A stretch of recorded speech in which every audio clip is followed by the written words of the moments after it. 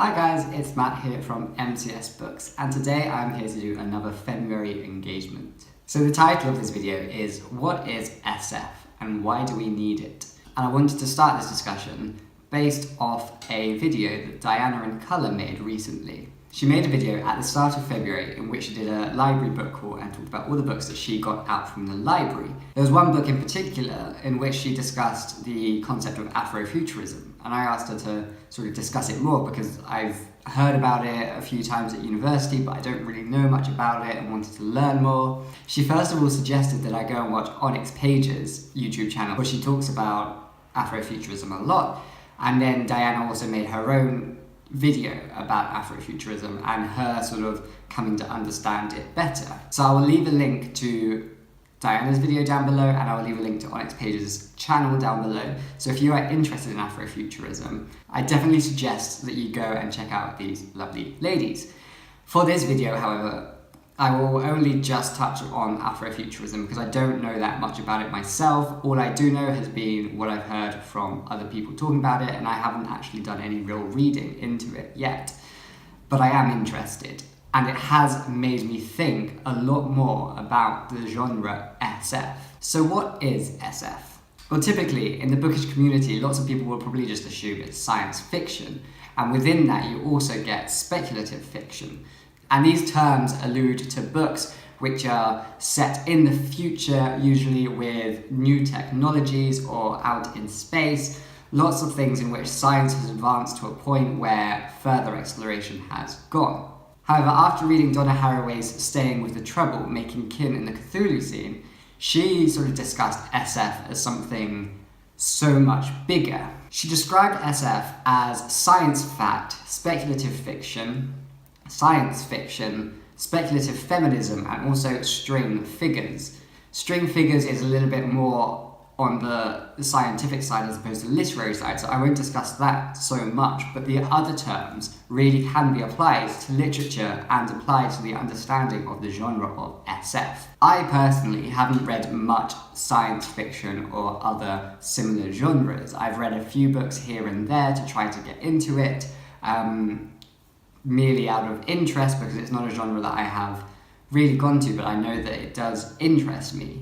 I think one of the biggest fears I have about sci-fi is that it will be too heavy on the science and it will kind of leave me not truly understanding what the text is about, which I think is something that I worry a lot about books, is this fear of some reason not understanding, which of course never actually happens, particularly if the writer is a good writer. So only recently have I started getting the confidence more to read science fiction. And I have enjoyed what I have read, but what I have read is just such a small, insignificant part of the entire genre. Science fiction and SF in general helps us to imagine the future and imagine the sort of trajectory that the human race is moving towards. It helps us to build stability in something that we know very little about, and that generally could cause anxiety amongst people in general. So then we write and we read these sort of SF genre stories in order to help kind of understand something that is so abstract and so beyond our imagination that it allows us to actually imagine something. So SF as a genre is particularly useful and a particularly handy tool within literature for societal crises that may come about, especially which cause anxiety about what's going to happen to the world, or what's going to happen to the country, or what's going to happen to a specific group of people. We use this writing to imagine possibilities, and in order to get a better understanding of what is happening now and what actions can be taken in the future to kind of make it as easy as possible for movement beyond. Of course, there is just an element of enjoyment, especially if you are interested in science and you kind of want to see more science within fiction, which sometimes could be ignored. However, for me, I feel there's something so much more important about it, and this is where the term SF can really sort of begin to evolve and grow and become an important part of everybody's reading tastes. Before the Christmas holidays, I went to the University of Malmö. It was a lecture held by Joanna Zylinska from Goldsmiths University in London, and the title of her lecture was The End of Man, Species Vulnerability in the Anthropocene.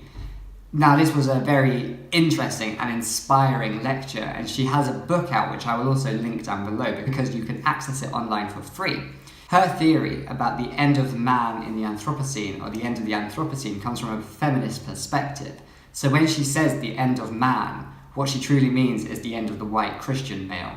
And then she comes up with a new idea for a different imagining of the future through SF literature. She calls this the feminist counter-apocalypse, in which imaginings of the future allow spaces for figures that you tend to not actually be allowed the space in the future. So for example, when you imagine science fiction in general and you imagine post-apocalyptic literature or such things, it tends to be very hegemonic in its concepts of masculinity and who is allowed to be in the future. Of course, there are exceptions, there will always be exceptions, but generally it has very much been a white male-dominated genre and imagining space. So this is, for example, why Afrofuturism is so important, because it allows black people to imagine a space within this imagined future, which they have otherwise been denied in popular literature. It allows them to have a voice in an area or a train of thought that otherwise has been denied to them, in which they've been silenced, in which they are told, if not explicitly then implicitly, that they do not belong in the future of the world. So you can see why it's important that we need these sort of mutations of the SF genre. And the feminist counter-apocalypse is a similar vein, in which it gives the female perspective room to grow, room to flourish, and room to be imagined in the future that has otherwise been closed to them and closed to these thoughts. One example that she uses is Sapiens by Yuval Harari, in which he discusses the history of man himself. And Zylinska discusses how within this imagining of humankind is a very intersectional account of history of the Anthropocene. However, she then has a problem with his book Homo Deus, in which it suddenly becomes so much more hegemonic than what she was expecting from it, and that it kind of went into the traditional road of creating a lens through which we imagine the future through a very Western perspective. She then discusses other books that kind of have a theme that allow women to have an imagined part in this world. For example, The Handmaid's Tale by Margaret Atwood. Yet she does also say that whilst this is like a feminist text and could be considered part of this feminist counter-apocalypse, at the end of the day, the mere presence of women alone, it doesn't make it feminist. And the lack of the intersectionality kind of really actually solidifies the concept of the future only being allowed for the white Christian. So she discusses all these sort of tools which could allow writers to actually be given the space to explore the future with limitless possibilities, because ultimately there is limitless possibility. It is fiction, and it's in the future that can only be imagined. It cannot be known. Therefore, why are these traditions of the genre so cemented and so recycled over and over again? So for me personally, when I imagine SF, I don't want to imagine just science fiction. I want to imagine all sorts of different facets of that. I want to imagine future possibilities that are based on scientific fact and are based on scientific projections of what could actually happen to the world, but also allow space for everyone to experience this future, because at the end of the day, the future isn't just going to be about the longevity of the UK or the USA.